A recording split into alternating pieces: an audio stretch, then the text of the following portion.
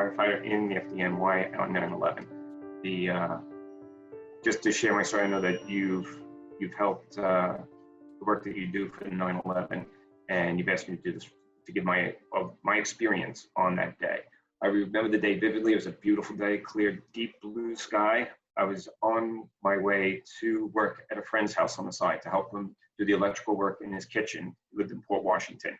I got to his house and he asked me where I was outside. And he said, "Oh, come in and take a look at this." And I went in and I looked and I saw a building on fire. It was a close-up, so I didn't recognize it as the World Trade Center until they panned back. We weren't sure exactly what happened.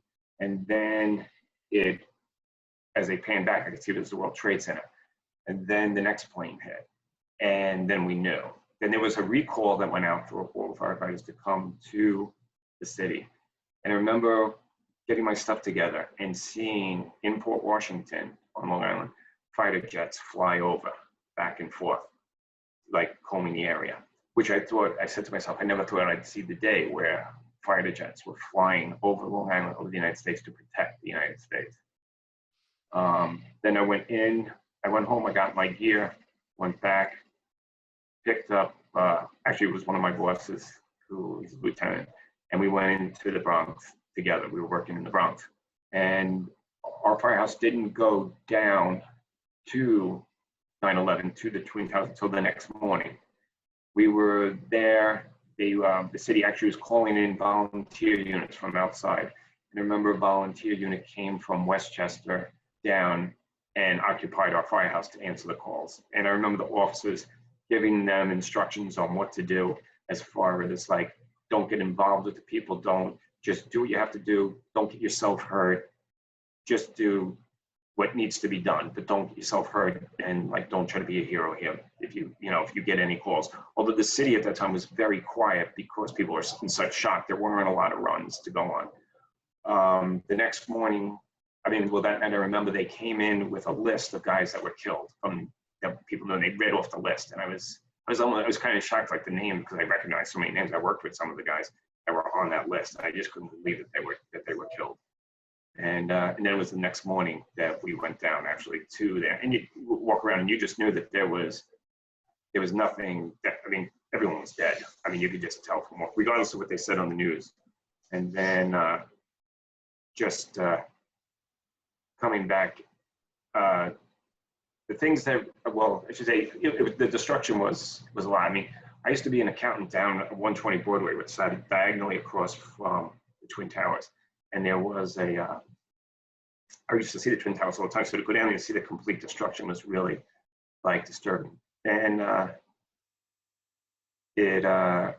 say other disturbing parts were coming outside the perimeter and people coming up to you with pictures of their loved ones saying, "Oh, have you been down there? This is my loved one. I just haven't heard from them. Can you take this picture and go look for them and tell them to call me?" And, people were in denial, I guess, of what really was there. You would go there and I would tell them, I would take their pictures and say, "Sure, I'll take this. I'll go look for them when I go back down there." I just knew. I didn't have the heart to say, "There's no one alive down there," but okay, I'll go look for them when I get back there. It was especially this one mother who I knew was just so desperate to find her son. And she was just pleading with me. And I had a long conversation with her. Maybe I gave her false hope, but that was the only thing I could tell. It was like, "I'll go look for him. I'll be down there in a few minutes. I'll look around." But it was just heartbreaking like that. And again, really the credit goes to all those guys, the 343 guys, and the police officers that really gave everything in their lives. Another area that people that really don't appreciate, that I feel that they don't appreciate, are the iron workers. The iron workers did unbelievable. They've saved so many lives by just strategically cutting that steel and removing the steel so we could dig and search for people. The iron workers really are such unsung heroes down there. Really, those guys were like unbelievable. Really off the charts. The skill, the talent they have, those are the guys that really need credit. Those are the guys I feel that aren't given enough credit because they really, really gave so much.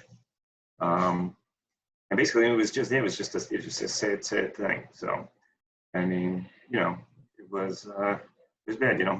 And later on, that guys will talk about it, but that's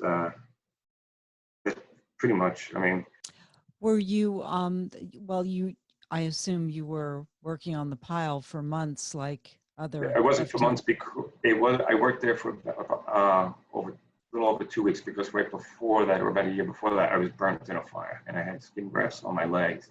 And so I had issues with the skin grafts on my legs. So I was working light duty, and then once things got settled down, I had to go back to my position of where I was going. Is your health okay today?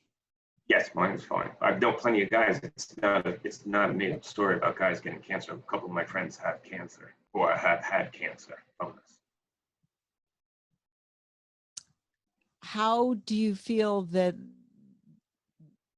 the events of that day changed your life? Did they change your life in terms of how you view life? And